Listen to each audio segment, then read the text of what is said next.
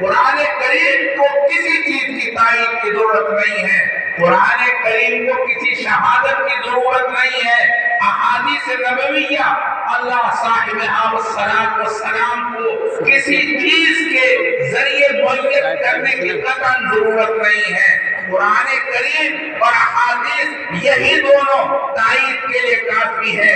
اگر کوئی بندہ قرآن کریم کو غلط طریقے سے استدلال کے طور پر یا معیت کے طور پر اس طرح کوئی استدلال کرتا ہے، آپ کی ذمہ داری ہے، اگر آپ خود اس کام کو کر رہے ہیں، آپ غلط راہ پر جا رہے ہیں، آپ کو اللہ کی مدد کرنی چاہیے، یا کم سے کم آپ کو ایسا ہونا چاہیے آپ دین کا کام مت کرو، کوئی ضرورت نہیں ہے دین کے کام کرنے کی، لیکن خدا را آپ دین کے لیے مضر ثابت نہ ہو۔ یہی مولانا عبدالقادر صاحب نے پیغام دیا۔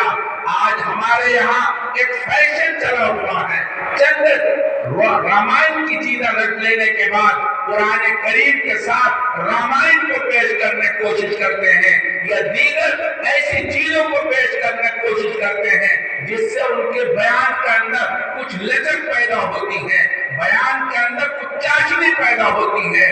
دوستو، عزیز بچوں، قطعاً اس کی ضرورت نہیں ہے۔ امام بخاری رحمت اللہ علیہ نے قرآن کریم کی آیات پیش کی ہیں، اور آیات کے بعد احادیث نبویہ صلی اللہ علیہ وسلم کو پیش کیا ہے۔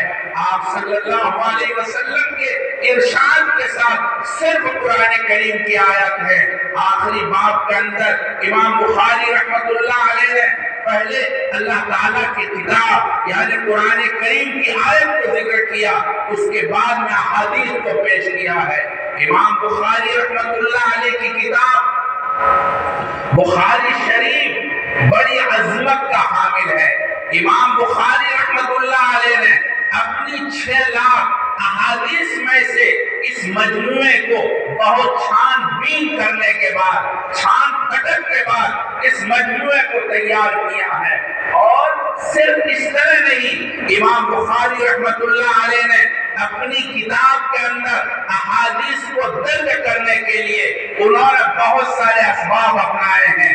امام بخاری رحمت اللہ علیہ نے پہلے وضو اور غسل سے فراغت کے بعد استخارے کی نماز پڑھی، اور پورے اطمینان اور رسوخ کے بعد اس کتاب کے اندر حدیث کو نقل کیا ہے۔ میں کہنا چاہتا ہوں، یہاں علماء موجود ہیں، ہمارے دونوں طرف یہ اکابر احادیث موجود ہیں۔ حضرت گرامی مرتبہ مولانا مفتی محمد علی صاحب دامت برکاتہم العالیہ، حضرت مولانا محمد اسحاق صاحب دامت برکاتہم العالیہ، اور ادھر حضرت مولانا ارشد ذکی صاحب، یہ ہمارے بڑے ہیں، ہم سے زیادہ علم کے حامل ہیں۔ میں ان کی موجودگی میں بات کر رہا ہوں، انہیں کو حق تھا کتاب کی آخری حدیث کا درس دیتے، مگر مجھ جیسے ناکارہ سے کہا گیا ہے۔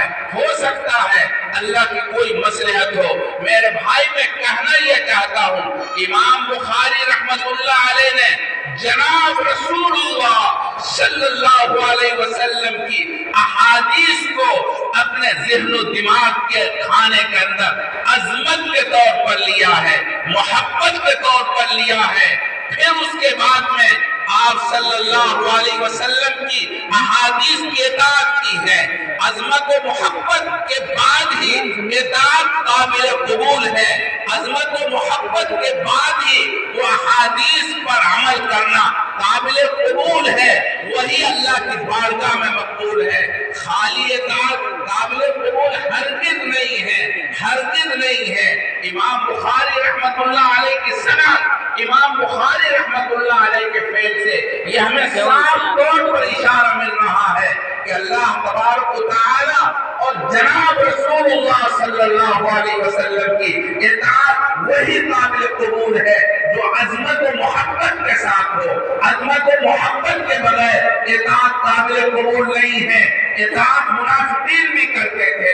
عبداللہ ابن ابی ابن سلول پوری طرح سے اللہ کے رسول کے فرما برداری کا اعلان کرتے ہیں، آپ کے سامنے سر نیچا کر لیتے ہیں، لیکن قرآن کریم نے ان کا رد کیا ہے اور کہا یہ اطاعت قابل قبول نہیں ہے۔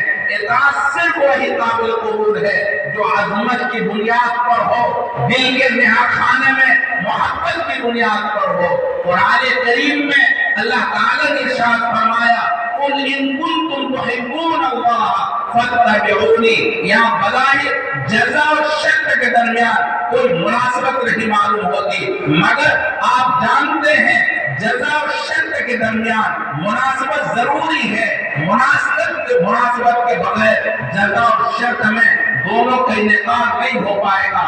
یہاں اللہ تبارک تعالیٰ نے یہ بات واضح طور پر اشارے میں فرمایا ہے، دیکھو اطاعت وہی قابل قبول ہے جو محبت کے ساتھ ہو۔ اللہ تعالیٰ کی محبت کے ساتھ اگر اطاعت ہے وہ قابل قبول ہے، ورنہ قابل قبول نہیں ہے۔ امام بخاری رحمت اللہ علیہ نے آپ صلی اللہ علیہ وسلم کی احادیث کا بے پناہ عظمت اور جذبے کے ساتھ دل کے نہا خانوں میں گہرائیوں کے ساتھ اپنے اندر اتارا ہے۔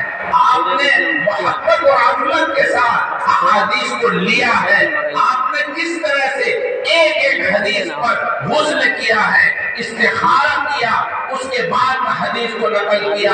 یہ عام انسان نہیں کر سکتا، ہم سے تو وضو بھی نہیں ہوتا، ہم وضو کر کے حدیث پڑھنے کے اوپر بھی آمادہ نہیں ہے۔ امام بخاری رحمت اللہ علیہ محبت کی وجہ سے ایک ایک حدیث کو اس طرح سے لیتے ہیں انتہائی عظمت کے ساتھ، جس کی بنیاد پر اللہ تعالیٰ کی بارگاہ میں ان کو قبولیت حاصل ہوئی ہے، مقبولیت ملی ہے۔ امام بخاری رحمت اللہ علیہ کی یہی وہ کتاب ہے۔ ابو زید مروزی رحمت اللہ علیہ کہتے ہیں میں نے خواب میں دیکھا، میں خانہ کعبہ میں مقام ابراہیم حضرت اسود کے درمیان سو رہا تھا، میں نے خواب میں دیکھا جناب رسول اللہ صلی اللہ علیہ وسلم کی زیارت ہوتی ہے۔ آپ علیہ السلام ارشاد فرماتے ہیں یا ابا زید الی متی تدرس کتاب الشافعی وما تدرس کتابی، اے ابو زید تم کب تک امام شافعی رحمت اللہ علیہ کتاب کا درس دیتے رہو گے اور میری کتاب کا درس نہیں دو گے؟ ابو زید مروزی کہتے ہیں آپ کی کتاب کون سی ہے؟ آپ نے فرمایا محمد ابن اسماعیل کی جامع صحیح وہ میری کتاب ہے۔ میں عرض یہ کرنا چاہتا ہوں یہ مقام بغیر محبت کے نہیں ملتا۔ اللہ کے رسول صلی اللہ علیہ وسلم کی احادیث کی عظمت کیے بغیر اور اپنے دل میں بٹھائے بغیر یہ مقام نہیں ملتا۔ صحابہ کرام رضوان اللہ تعالی علیہم اجمعین کو جو مقام